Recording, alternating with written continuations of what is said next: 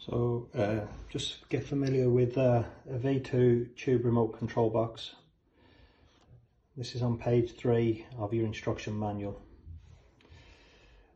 All these parts are clearly shown and their function here. Just make sure that when you go to wire the motor up, that it's this area that we're looking at. E1, 2, 3, 4 and 5, excuse me. It's just in there, look. E1, 2, 3, 4 and 5. This is where the mains power comes in with the 3-pin plug.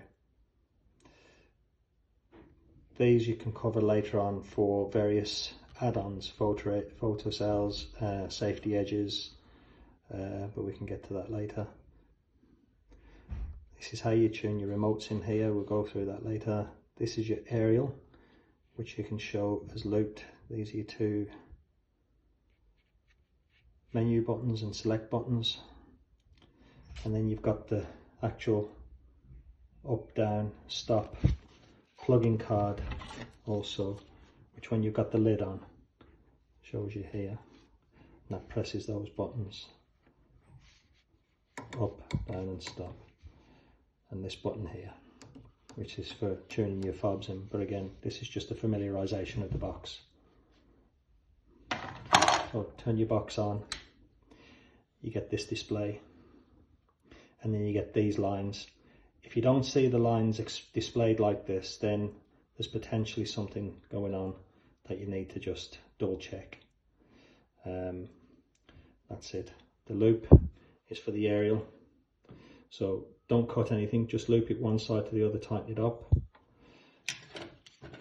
If you want to just pull this plug out, you can, if you're experiencing any tuning in problems later on, and just make sure that all those pins are intact and there's nothing sort of broken or any kind, and that just plugs in like that, just there.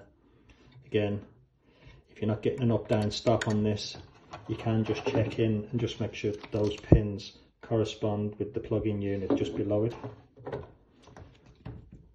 And it always pays just to make sure that these links are as they should be as regards this, and that the screws are tightened at the bottom.